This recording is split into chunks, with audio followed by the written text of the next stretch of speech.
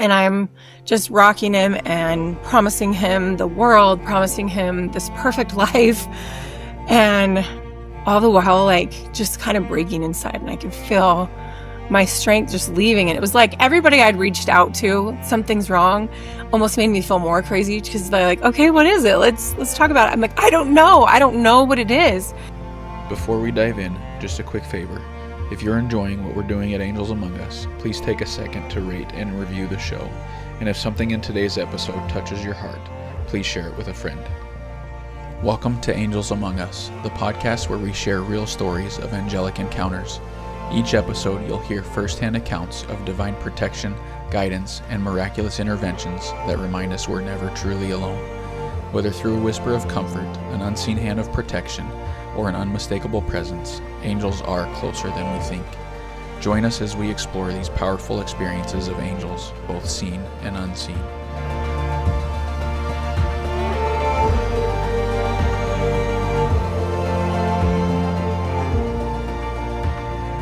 Hello, everybody.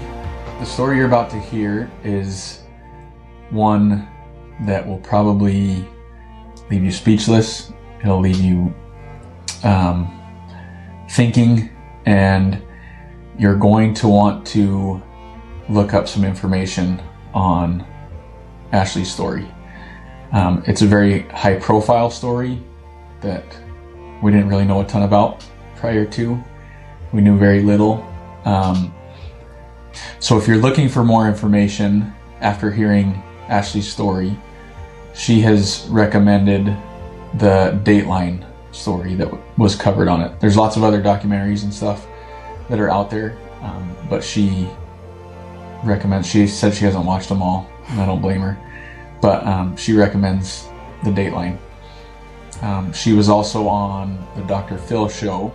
Michaela and I watched that, and we thought that one was good, and Ashlee did a really good job on that one. So those are two that I would recommend. We haven't watched any of the others. So as you're listening to this or watching it, you're going to notice that we were a little put off guard, and a little speechless, because the way that we found Ashlee, Brent found her through a reel that he was watching, and she had just made a comment about an angelic situation that happened to her, and it was completely different from what, she does explain it, but different story than what we were expecting. So we were a little speechless. We didn't really know what to say, or our thoughts were just kind of jumbled because of her story. And so that is why we were a little speechless. So, Ashlee, you left us speechless. You sure did, sister. And I'll be back on in a separate little video. I do have some thoughts and feelings after having listened to it again and stuff, and I want to touch on a little bit of that also, and that'll be at the end of the episode. I think the reason why we were a little speechless is because there's children involved in this story, and we just wanted to be respectful of them and the family and all that were involved. So here you go, buckle up. Hello, welcome back to another episode of Angels Among Us. We're joined by Ashlee Boyson. We are thrilled and excited, as we always are with our guests. Ashlee has been through a lot, and we don't know a ton, right? So we're excited to hear what you have. I, again, came across Ashlee on an Instagram and reached out, and we kind of talked back and forth a little bit, and we are honored to have her. So Ashlee, go ahead and give a brief little introduction and then get going on your story. Okay. I'm Ashlee Boyson. I am the mother of 7 kids. That's the first thing I usually throw out, and people are like, that's not possible, but it is. I have twins that are 20 in college. I have a son that is 18, and he's playing basketball for a college in Oregon called Blue Mountain. Pretty close to us, actually. Yeah, close to you. And then I have a 16-year-old in high school, girl, and a boy that is 14. He just started high school this year in 9th grade. And then a big 8-year gap. And then I have a 6-year-old and a 4-year-old little girl, 2 little girls. So, that's me in a nutshell. That's what I do right now. I connect with all the ages and spend a lot of my time just going and traveling and seeing them and, figuring out how to be the best mom for each of them in their own unique ways. And, that's my heart. I'm married to an amazing man named Scott Boyson, and he's the father of those 2 little babies. And, what else? I love good food. I love, me some good treats. I have an amazing extended family, and I'm just really blessed. So that's me. Well, you look awesome, for one. That's why people are like, wait, what in the world? Thank you. What were you going to say? You're going to say something. I was just going to say, I can relate a little bit to having kids of a large gap, because I am from a family of 7 kids.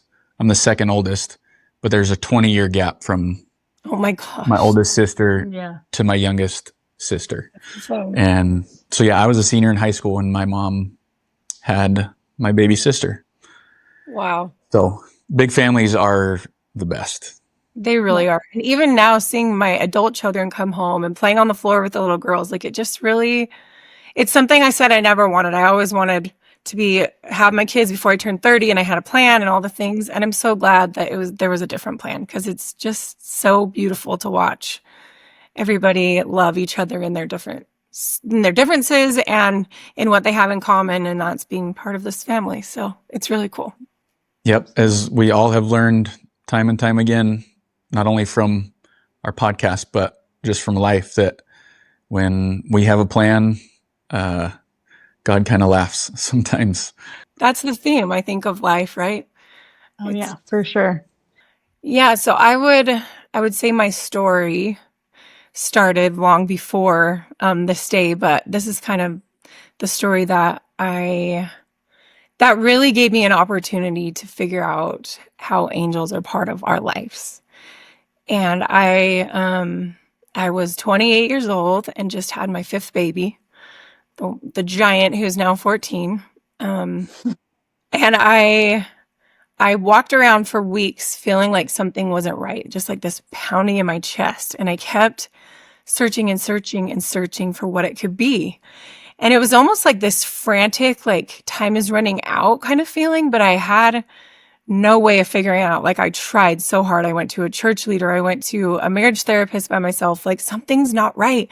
And everybody seemed to have this desire to help me, but almost looked at me like I was a little bit crazy. Like, can you give me a little bit more? And I'm just like, I can't describe it, but I felt it a few times in my life.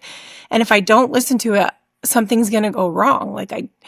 And without any information, it was just literally going from place to place, trying to get people to believe me that something wasn't right, but starting to feel like a crazy person because there was no evidence of anything being that wrong.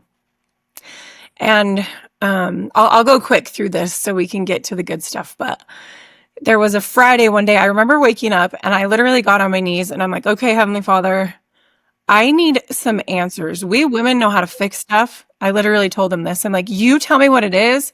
I know I need to lose weight from this baby. I know I have all these problems in my own life, but whatever it is, I promise you I can fix it. And I just need you to tell me what it is. And today's the day. Like, I could just feel it. Today has to be the day. And with no answer, I went to Target and spent a bunch of money and tried to cope. And I just couldn't. I literally had gone on my husband's phone when he was in the shower and tried to find an answer, gone through his car when he was in the shower asleep. I started to feel like I was crazy, honestly. But that day I spent my day trying to present our family to him. I sent him pictures of the kids, and he'd felt really distant since he had passed the bar and become an attorney and just thrown into this new life of his. Like, I almost felt like he was forgetting about us. And I'm like, maybe it's just that. Maybe he needs to remember us, and that I'm not getting any answers that I've been wanting, but I'm just going to send him the reminders of who we are. Like, you have the most beautiful children, dude. Come home and spend time with them. Don't let them sit and watch another dad throw the baseball outside while they're just sitting here doing nothing, waiting for you all the time, kind of feeling. So I made him all his favorite food. Like, I just went over the top this day because I just felt this franticness. And he came home late. The food was cold. The kids were tired. It was not the moment I thought it was going to be. But I was trying to make do. And at one point, he ended up going in the back room and talking to someone on the phone, and I could overhear his conversation.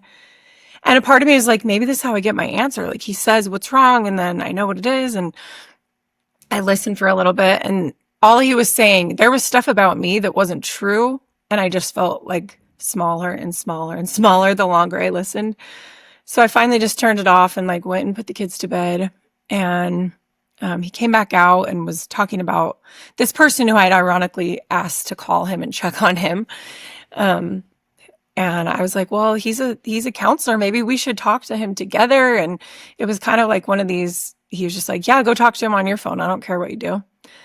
So I went in the back room and I'm talking to this person, and he's like, what are you doing?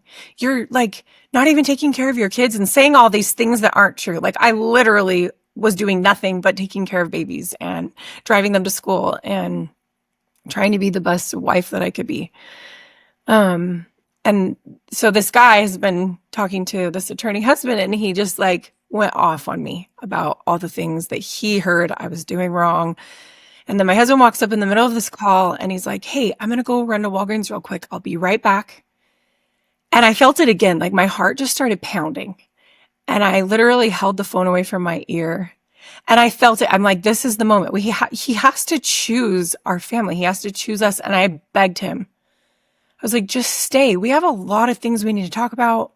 I really need to ask you if you, like, we need to dive into this today. And it was one of those, don't tell me what to do. I'm leaving, slam the door. He woke up the baby. I got off the phone.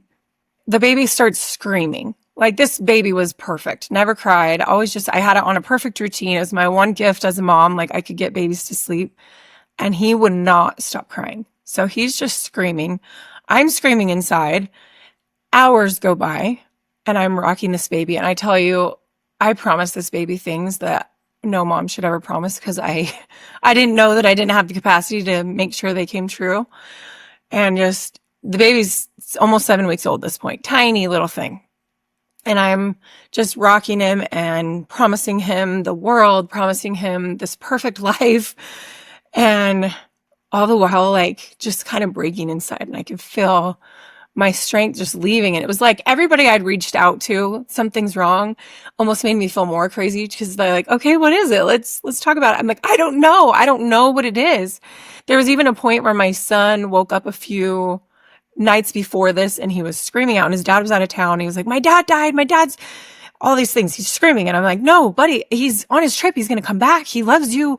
Like, just all these things kept happening that just, like, everybody could feel something was so off.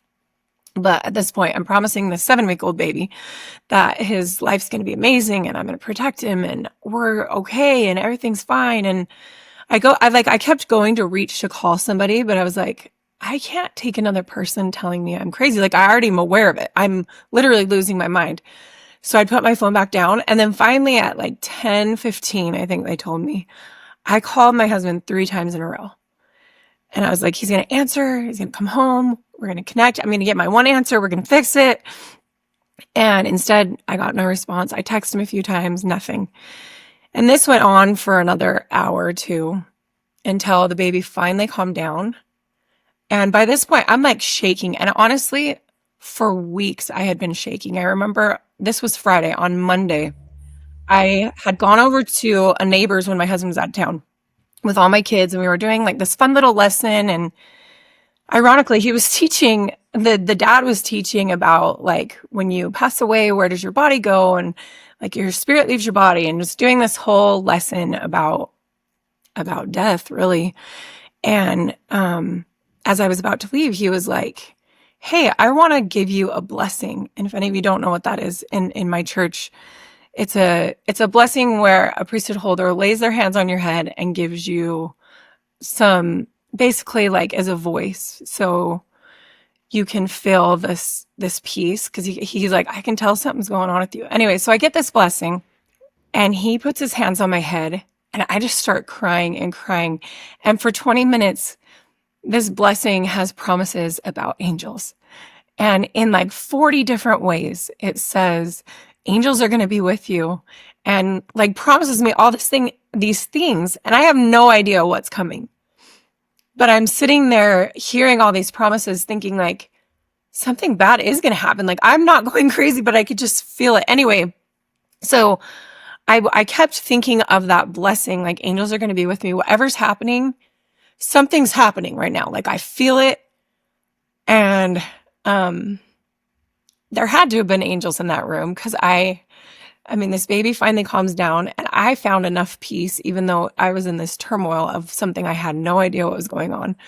I finally laid down, and I'm like, I have to get sleep. I have to be a mom tomorrow. No matter what is happening outside of this home, they need me tomorrow. So I fall asleep, and all of a sudden at like 1:00 in the morning, I just hear like this pounding on my door. And it was one of those moments that I thought it was going to be this great blessing of what I'd been praying for. And this cop is going to be like, your husband wrecked his fancy new truck, and he needs you. So come with me, and I'm going to take you to him. He's in a hospital. He's okay. He just keeps asking for you. And like these hallucinations as I walk to the door of everything that's going to happen. Obviously, this is a theme in my life. I try to plan stuff, and it doesn't always work out that way. But so I get to the door, and I'm staring at these 3 people. There's like a pregnant lady and this guy who holds up I don't even remember what he held up, but he's like, we need to come in and talk to you. And so they come in my house, and actually a crazy story. Like the minute I'm telling them they can't come in my house, my little sister pulls up. She was with her boyfriend, and he was like, I feel like you need to go over to Ashlee's, and just happens to pull up. So I let them in my house, mainly because I have someone to be there with me. And we sit on this leather couch of mine. And what I remember is I don't remember them looking in my eyes. I don't know if that's true. Like, I just remember thinking like, why won't anybody look at me? What? And I kept saying like, where is he? Just tell me where he is. And they finally just kind of laid it all out the whole night, how it went. And said, do you know Candy Hall? I'm like, yeah, she works for us at our law office. And they said, well, your husband and her were having an affair, and her husband found them at Walgreens tonight and brought what they didn't tell me was his favorite gun. That was a gift from his wife, his only laser pointer gun. And your husband has been shot once in the forehead and once in the heart, and he died in her arms. It was like moments that you're like, no. Like, start over. This can't be real. I just promised that baby that life's going to be amazing, and I'm going to give him the best life ever. There's no way that this is real. It was one of those times where like your breath is just gone. Like they kept saying like, you have to take a breath. I just remember like my whole chest was just so tight. And honestly, like the hardest part of that night, the story was excruciating, but knowing that was my children's story is what could tug away my breath every second. Like I'm like, they're going to walk down these stairs tomorrow, and they're not going to be little kids anymore. That's not fair. There's no way this is real. And we had a lot to do that night. And I remember once the detectives finally left, and to be honest, this is only something I share with a few groups, but the first wave of emotions, they say the grief cycle is just psychotic. But on an acid trip that I was on with this night, he's not only not here, he died in her arms, and he was cheating on you. And in my head, all of these beliefs of not being good enough, being too much, all of the things that you ever feared you were, it was like that dude in my head was just attacking me.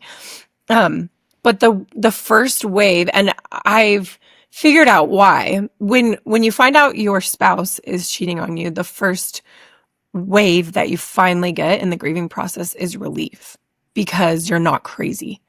And that's where I went for the first 5 seconds. I just kept like pounding on my couch. I'm like, I'm not crazy. Yes, I'm not crazy. Like I knew something was wrong. But then the wave of like, but he's gone. Like, yes, you weren't crazy for you.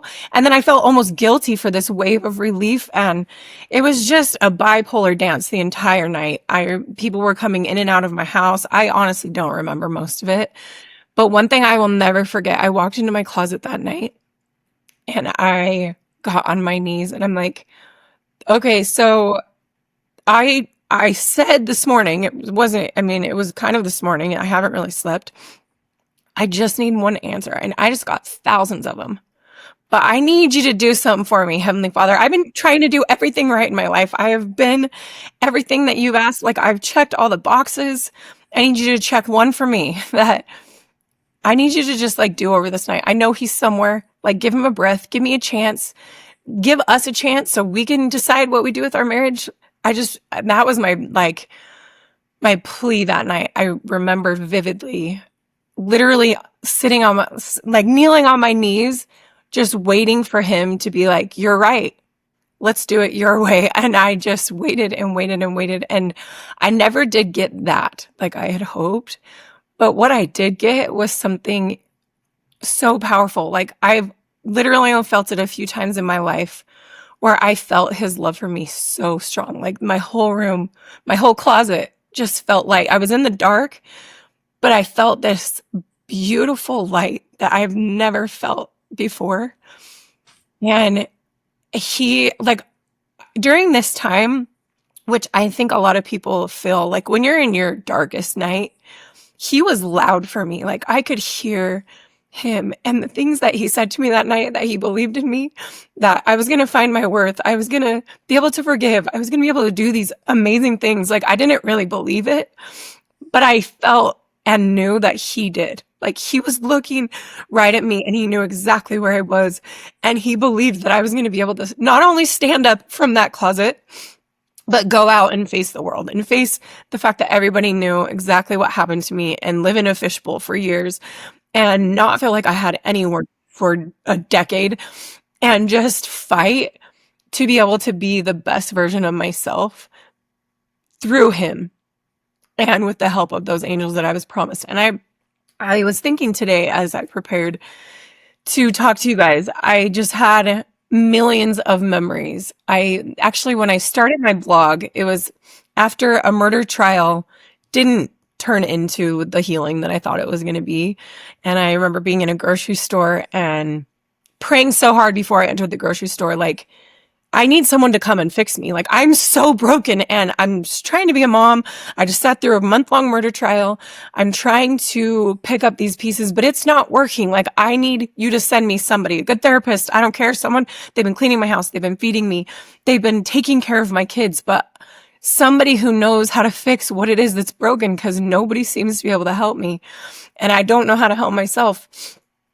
So I'm in my car having this prayer of, I need someone you to send me somebody. And it was the opposite of what I got in my closet. There was just like silence. And it was kind of one of those, like, just go in the grocery store. It's been a long month. You got your 2 little kids. You're back to real life. Just go get some groceries. And I was like, fine. And I was kind of angry. It's like, I'm going to go in the grocery store. I'm just going to throw crap in my cart and I'm going to pay for it. And we're going to drop Cheetos the whole way out in case we can't find our way back, you know? And I get to the back of the store and I brush past this lady. And, you know, as a kid, I always had this gift to like feel what other people were feeling. And it was long gone. Like, during the trial, all I really thought about was myself until like the last day when the judge is announcing the verdict.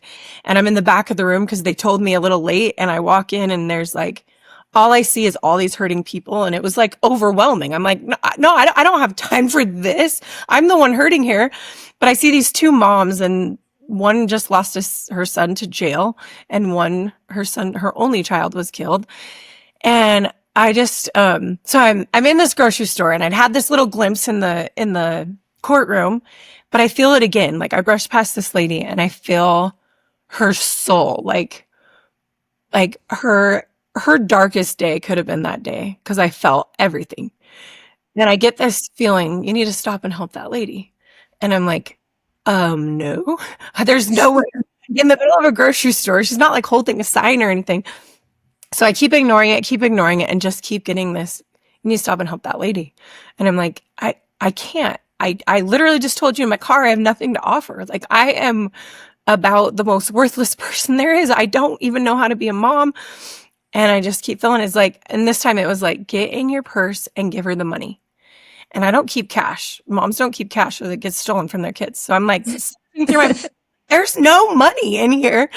And then I find this little $100 bill. And I'm like, okay, well, clearly this is not for me. And I walk over and I'm like tapping on her shoulder. And she's in the fog. You know the fog when you're just in that. Yeah, I like have to like break her out of the fog for her to even hear me. And I was like, hey, I'm so sorry if this offends you. I just felt like I'm supposed to come and give you this money. And she just stares like through me like, what? And I was like, well, so she's like, okay, so I have $13 in my bank account, but I don't understand how you would know that. Like, how did you know that? And I was like, I know that you have a Heavenly Father who loves you so much. And today he wants you to know that you're not alone. And he remembered you. And I gave her the money and we gave each other a hug. I didn't even ask her name. Like, I wish I knew who this woman was because she saved me. I had prayed so hard, please bless someone to come and save me, please. And I thought it was going to be someone who comes and like does some therapy or some grand thing for me. But it was this lady who showed me that I wasn't alone, and also showed me that Heavenly Father knew right where she was in that moment, in her darkest time, staring at these groceries that she can't pay for. And that led me on a journey of wanting everyone in the world to know they're not alone. But that's not really where my blog started. It more started another dark day. When you go through the cycles, like you have these moments of light in your closet that you're like, you're going to be able to do this. And then you go out into the real world and you're like, I don't even know if I can do this. That was kind of the cycle I was on. So on another dark day, I kept getting different ways. Another blessing, some time in our temple. I was in the temple and I kept getting this, you need to be a voice for some of my children who weren't listening. And I was like, what does that even mean or look like? And then I just had it kind of all laid before me that I needed to start this blog. So this is how my blog started. I start typing. I'm like, you want me to tell this story? And it's all anger. My computer shuts down. And Heavenly Father was literally like, okay, you want to try that one more time? That's when I had the greatest gift of this whole story. As I was writing every single day, I would stay up late while my kids were in bed and I would just write. And I would turn on Paul Cardall music so it didn't have any words. So I wasn't like getting any words from anywhere, but I would just feel that light again just come over me. And in the writing, like I knew I had to write my story, but he gave me a beautiful view. And luckily I had journals because I had written some of these miracles that had happened. But it was when I looked back, I thought looking back was going to be too painful. I was like, nope, we avoid that. We shove it under the rug. We tell the news to get our picture off. This didn't happen to us. Pretend it didn't happen. Let's just go. Put on my high heels so I don't look stupid in front of everybody who knows that I have this stupid life. The fakeness just faded away. And I remembered the angels, and they were there in every single day. They were there in times when I could hear my daughter crying. My 2-year-old, this woman had created like daddy blankets for all of my kids. She came and like got us shirts the next day. And in 24 hours, she brought back 6 daddy blankets, one for me and one for each of the kids. And she's like, I need you to know something. I only intended on making one blanket, had a couple scraps, and there were angels sewing with me. Like, I don't know how I got these done so fast. And she just like wrapped my kids in these blankets. They just would sleep with them every night. But my 2-year-old she went straight to the anger phase with me. And she was so mad. Anything that had to do with dad, she's like, Daddy, I don't want my daddy blanket. I don't want it. I don't want it. But one night I heard her just upstairs, just crying and crying and crying. And she had rejected her daddy blanket that night. And I walked in and she was like reaching out to this picture that someone had blown up for the funeral and I'd put in her room of him and her dad. And she's just reaching out to the blanket and she's like, Daddy, hold me. And I look over and the picture of her and her dad, which this woman who sewed the blankets didn't know this, had the same shirt that was used for her blanket. And So these angels sew this blanket. They don't like, they know the details. We don't know when we do these things. And I wrap her in this blanket, and for the first time, she like missed him and cried and talked about her dad instead of being angry. And it was just moments like that every single day. So as I write this blog, I'm like, I thought you wanted me to be mad. Like, I'm really mad. Mad was easy for me because when you're angry, you don't miss the person that you created 5 children with, or that you promised your life and forever to. And so it just gave me a chance to remember the angels in my story and the moments that I thought I was so alone. But as I would write them, I'm like, oh my gosh, I was never doing this alone. There were times when detectives would call and there was like fights breaking out on his Facebook page with different people having different opinions. And they're like, you have to shut this down. Like, someone's going to get hurt. And I had no idea what his password is. I had tried for months to get in his Facebook or find some way to find anything out about what was going on in his life. And I walk out into my kitchen and this password pops in my head. And I type it in, shut his Facebook down, fights are over. Like, it was just every single day, moments of answers to things that I shouldn't have known. And like one day my mom was helping me go through some of the finances, and we both all of a sudden were like, we have to get to the bank, like right now. And we get to the bank and the guy at the bank is like, dude, literally, she was just here. She was here trying to get into your accounts and clear out all your money and saying it was hers and Emmett's and feeling this grand story. And he's like, I was going to call you. I cannot believe you're here. But it was moments like that that I just knew we weren't alone. And that promise in my closet was going to be fulfilled, that I was going to be guarded by angels. And they tell me that the night that it all happened, like police cars were surrounding my house and my neighborhood because they didn't know who was involved or what was happening. So they were watching our house. We didn't hear any of it. Like, my kids didn't hear anything. We were just shielded from everything that was happening. And I've honestly had so many dreams that it happened with us there. And even just that, like, I know it's hard to find the good in our stories sometimes because they're so heavy or so dark. But those little things that happen to shield you from even more pain, those are the kind of miracles that we have to look for. And those are the things that I found as I wrote my story and I faced it, going back to it. When we feel like we're broken, the last thing we want to do is go back to those moments. But going back to those moments were the thing that helped me actually heal the pain that I was carrying from them. And sitting on that couch with the detectives and going back and remembering every detail, every little fan moving and all the things that your body wants to forget, but it mainly wants to forget the pain that you hold on to. Because when like I say, a trauma is a moment where you say, my life is never going to be the same. That's how I define trauma. Because for some people, it's something that seems so small from the outside, but people are like, why don't you just get over it? And you're like, because in that moment, like, there's life before that moment and there's life after, but they're not joined together. That moment is defined so strongly that I knew in that moment, my life's never going to be the same. But what I've realized happens, at least from so many people I've talked to, and going back to those moments for me, is it's like Satan, the darkness of the world, knows that you're in this vulnerable state. And it's like, all right, we're going in. We're going to ruin this for the rest of her life. She's going to think she's worthless. She's going to think she's a crappy mom. She's going to, all those promises she made to her son, let's really like cash in on those. She's going to feel so guilty that she promised something that she can't keep. And he just like takes that dude in our head and he gives him the strongest voice. And so it's not necessarily what happens to us, but that darkness that enters in those moments, that if we don't figure out it's there, we think it's who we are. Mm-hmm. And so healing from that, writing that story, facing it, standing on stages and speaking about it, the last thing I wanted to do ever, and sometimes still, like, it's so much easier to avoid the hard in our lives. But with the help of God, with Christ, whoever you believe in, if you believe in angels, I promise you, they will help you. You can send them on errands. You can ask them for peace. You can ask them for any kind of strength. For me, it was the weirdest stuff would be really weakened. Like, I used to be this amazing cook and I loved to cook for my family. And then all of a sudden my trauma happens and I could not, like, every time I'd go to make our favorite meals or look at recipes that had his handwriting, like I'd be triggered and I'd close the book and we'd go to McDonald's.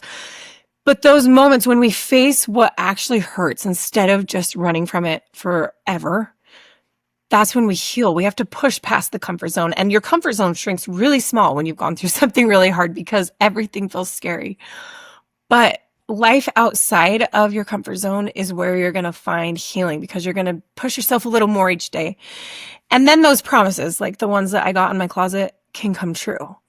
But if we just shield out the angels and we shield out God because we're mad at him for putting us in this moment and these situations, we're basically saying that we don't want to grow and we don't want to learn and we don't want to live past this moment. And I promise I understand because I was there so many times. Like, I'd rather just go back to that moment and die too. It'd be easier. It really would.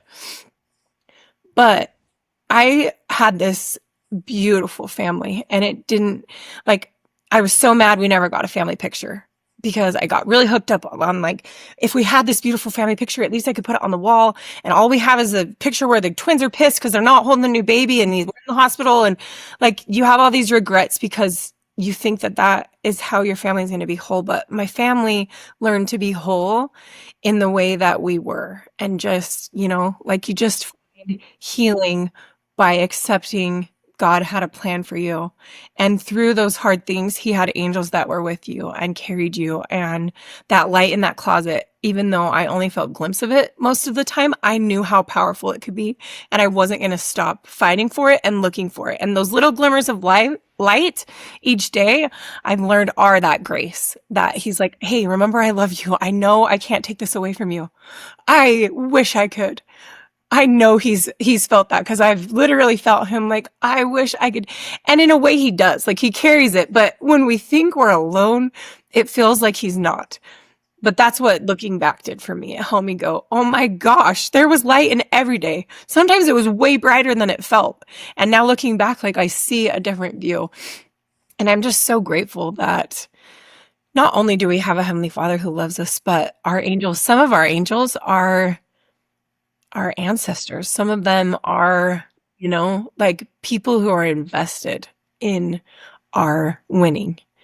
And they are assigned to help us get out of the dark because it is their light that sometimes is the one thing we hold on to as we get through each moment, each day. Well, I'm kind of speechless. Usually I have a lot to say after someone's story and stuff. I mean, there's so many thoughts, and I think when we listen to other people talk and tell their story, we try to put ourselves, I guess I can only speak for myself, but I try to put myself in their shoes or try to empathize or just try to understand as best as I can. And with you, I really can't. I can only understand the pain as in some of the pain that I've gone through.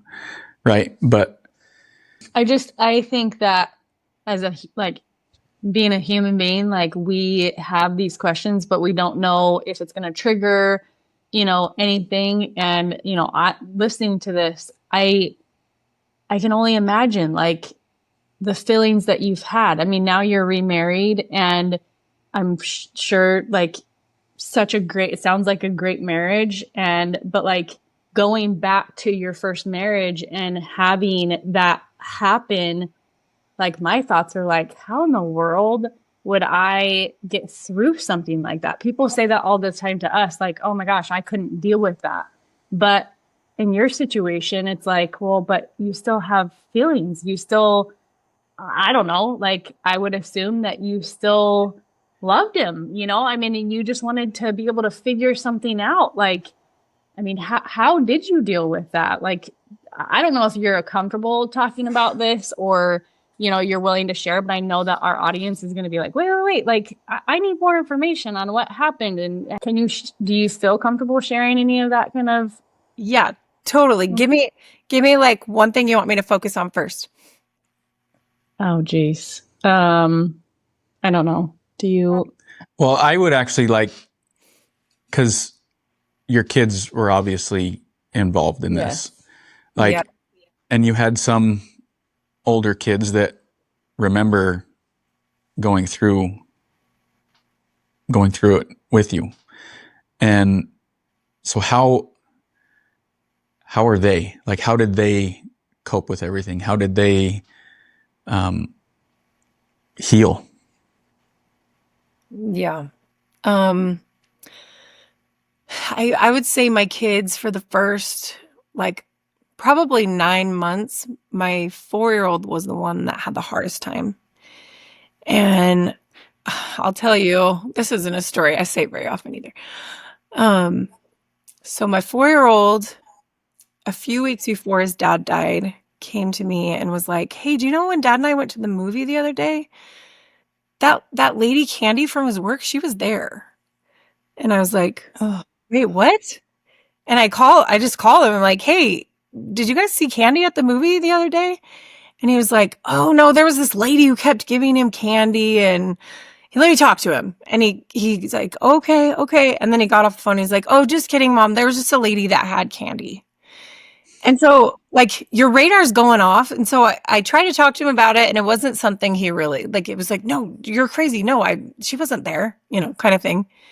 So they had gone to Megamind, and fast forward to the funeral, my brother brings over Megamind to watch with the kids. So they're watching Megamind, and my 4-year-old walks in the room, and he has no idea what's actually happened besides his dad was shot. Because that was the only truth I felt they were ready to receive. And he walks in, and he's just got like these big alligator tears. And he's like, "Mom, I have to tell you something." And I was like, what's up, buddy? And he's like, "Do you know when we went to Megamind?" And I was like, "Yeah." And I knew what he was going to say at this time.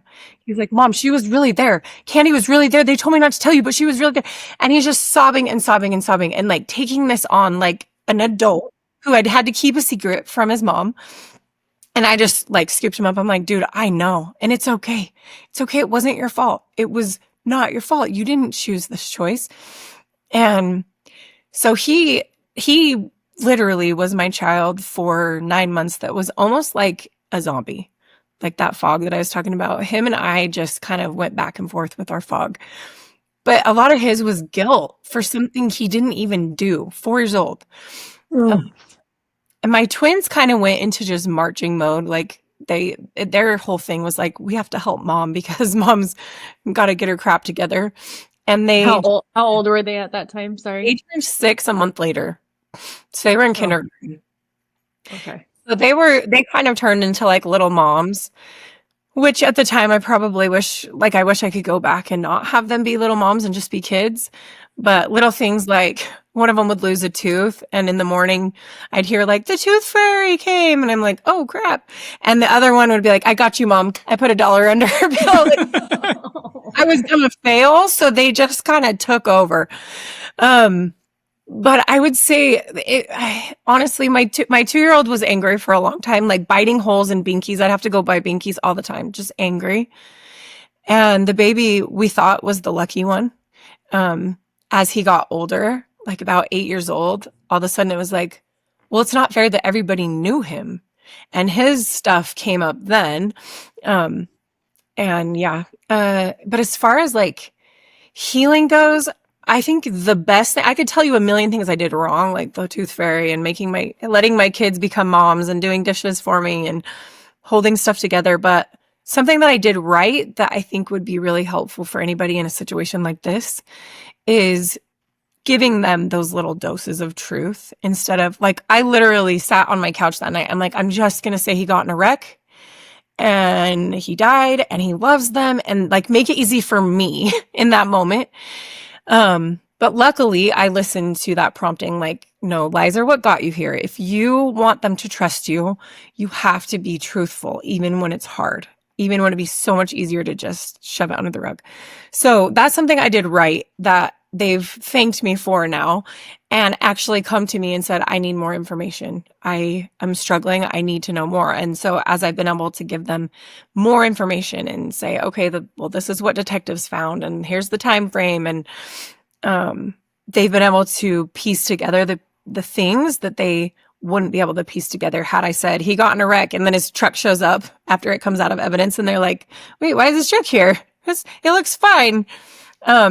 So just like truth has been healing for us.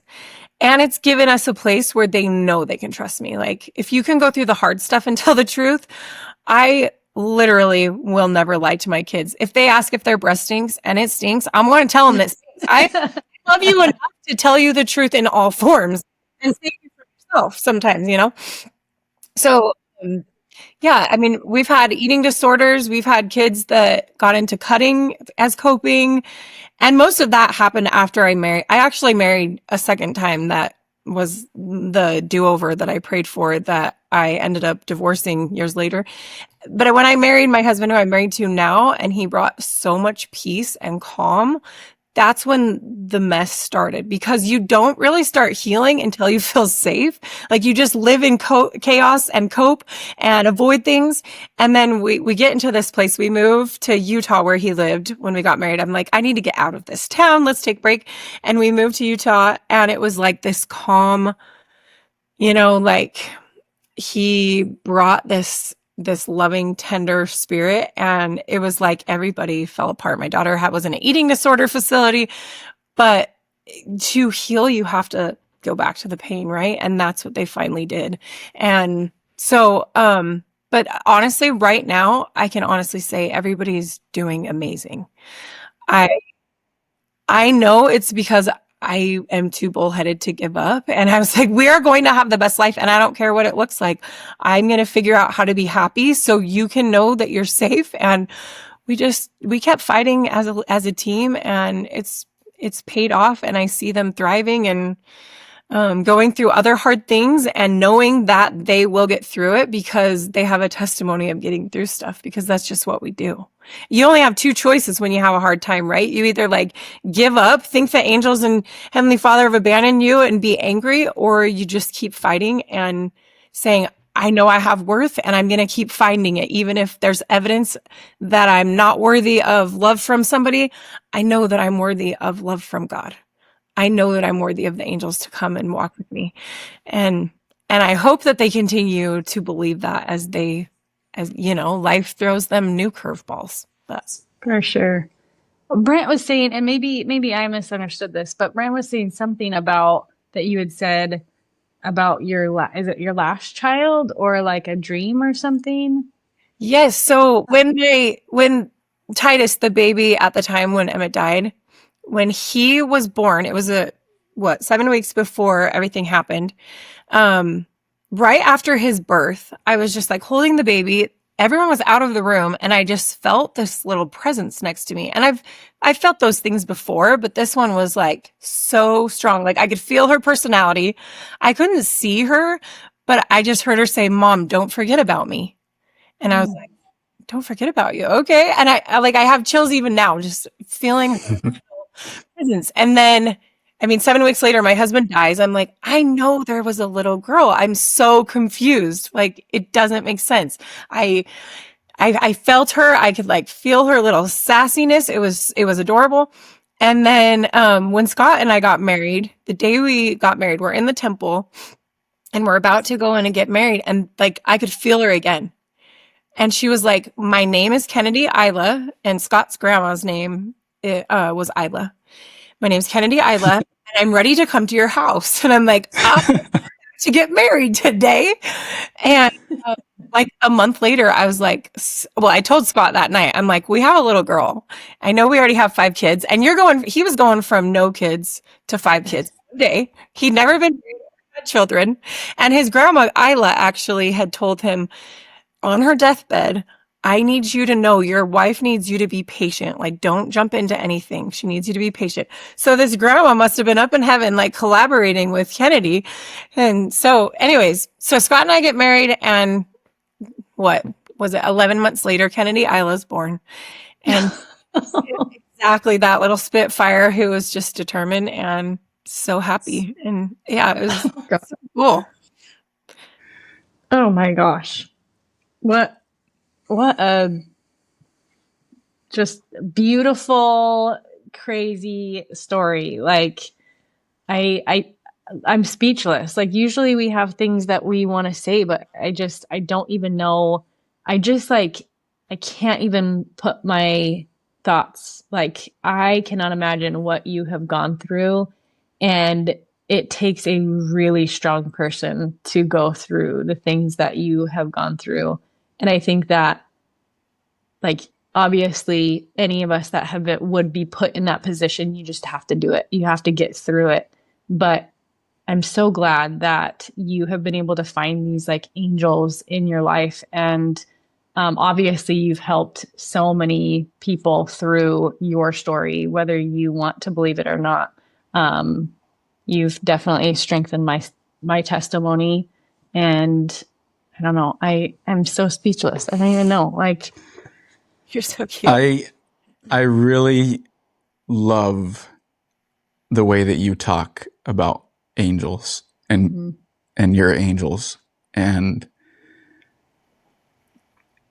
like that is something that I want everybody to know, is that we are surrounded constantly by people, with people on the other side of the veil who love us dearly and who struggle when we struggle, right? They don't want to see us struggle, and they're there to help us. And that is something that I've always known, but also something that I've taken for granted.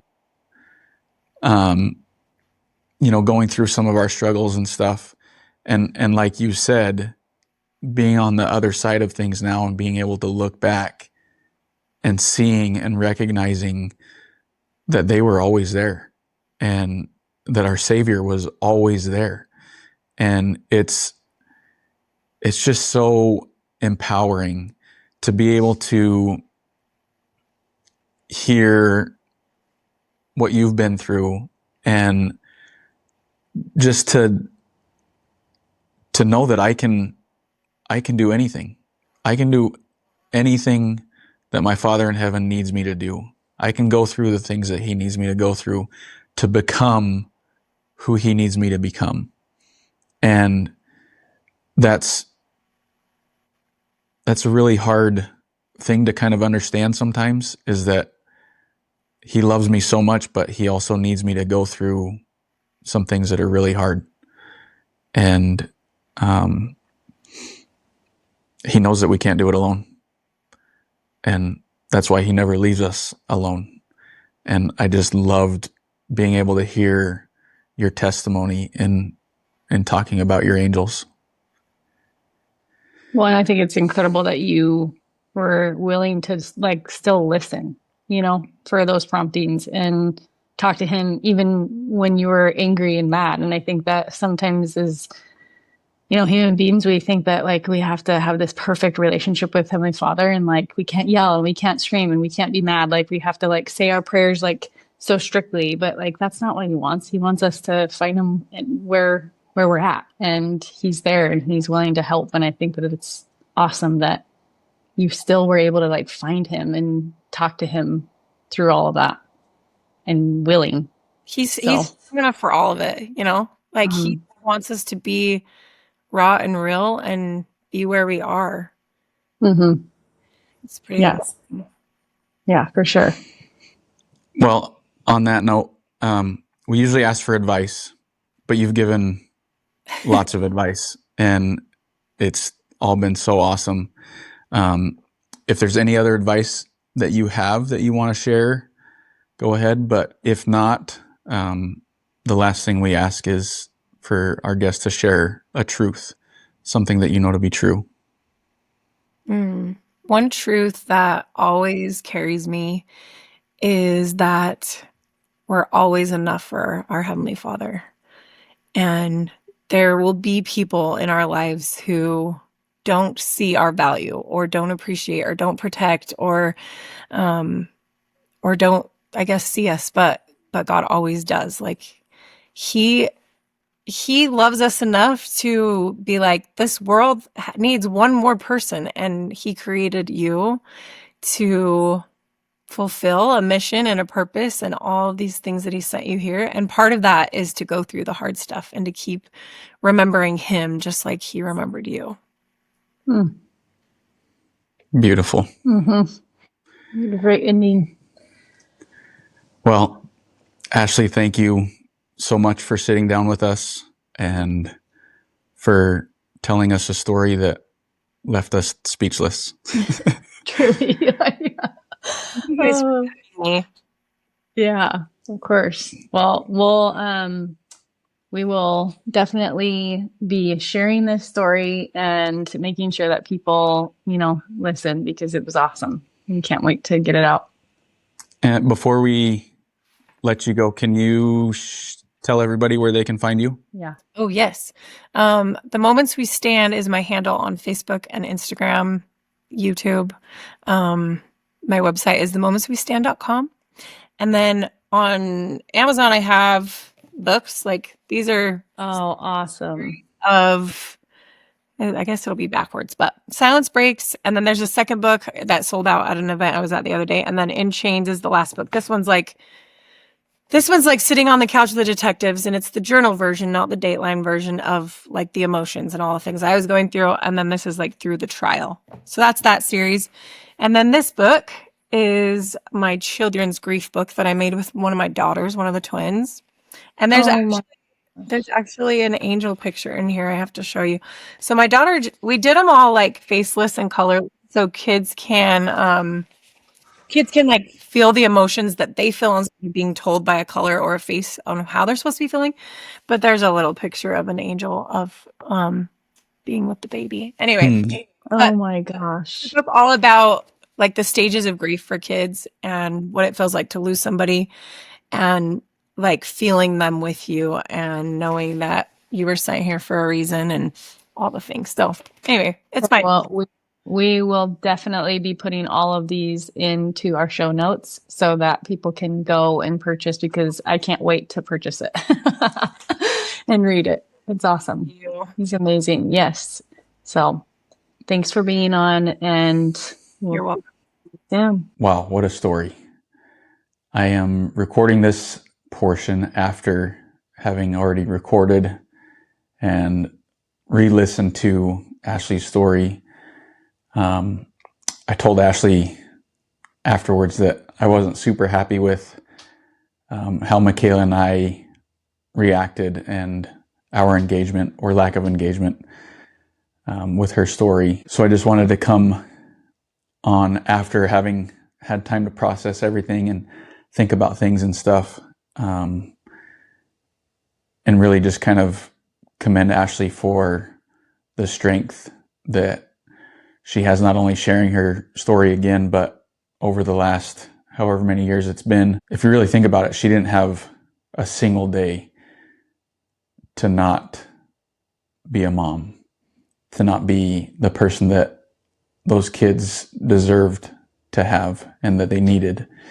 And so her grieving process was, I'm sure, very different than when we normally lose somebody. I'm still kind of at a loss for words, and I'm just in awe with her strength and her ability to keep moving forward and exercising her faith. It's inspiring. And so Ashlee, thank you again for coming on with us. I did want to share a couple quick thoughts that I had. First of all, just the fact that leading up to that night, Ashlee had known that there was something wrong, right? As human beings, we kind of have kind of a sense of awareness when things aren't exactly as they should be or as they once were, especially in relationships and stuff. We kind of know when something's off a little bit. And she said that constantly she was feeling like she was crazy and different things. So usually when we get those feelings or that intuition, a lot of times it's right. And a lot of times that doesn't come from just us. And I'm pretty sure I can say for Ashlee, in those moments, it was our Father in heaven preparing her, the Holy Ghost preparing her for what she was about to experience and go through, and him being able to show her that he was there for her and that he would be there for her. And for her to be able to recognize that even almost immediately after, I think that's the type of faith that we are all looking for and hoping to have. I can say for us, Michaela and I, in our darkest days, we didn't always exercise the faith that we should have had. So Ashlee, I'm grateful for that. And I'm so grateful for you being the person that your kids needed and continue to need, to show your strength and to be an example for them and for anybody listening. To be honest, it's pretty incredible. So thank you again for having the strength to come on and talk about your story, your difficult story. Your story is a little different because there's lots of other avenues that tell your story, right? So it's great to hear your side of the story and for you to have the courage and the strength to come on and to be able to tell your story instead of everybody else telling it for you. So thank you for coming on, for talking about your angels, for sharing your testimony, and for strengthening mine and Michaela's testimony. I know she's not here right now, but we've had time to talk about it, and you're an inspiration to both of us. So thank you again. And for you listeners, if you have any questions or comments, I'm sure you can reach out to Ashlee. You can also go through us, and we can reach out to her and ask her anything that you want covered. Thank you all. Please, if you enjoy what we're doing at Angels Among Us, please like, comment, share, follow us on all of our different social medias and YouTube, and share it with somebody. We have been deeply touched, and this has changed our lives, Michaela and I, and we are humbled and honored to be doing something that we feel that Heavenly Father has asked us to do. And we hope that you all are getting as much out of it as we are. It's, like I said, it's been life-changing for us. So we're not going anywhere. So share it with somebody, and let's lift as many people up as we can. Help everybody to see and to know that they're not alone. All right. Love y'all. Thanks for joining us on Angels Among Us. You can find us on YouTube and wherever you listen to podcasts. Follow along for more stories of everyday miracles and reminders that angels are among us. If you have a story to share, please email or DM us with a brief summary. We'd love to hear from you. And remember, when we are waiting, God is working.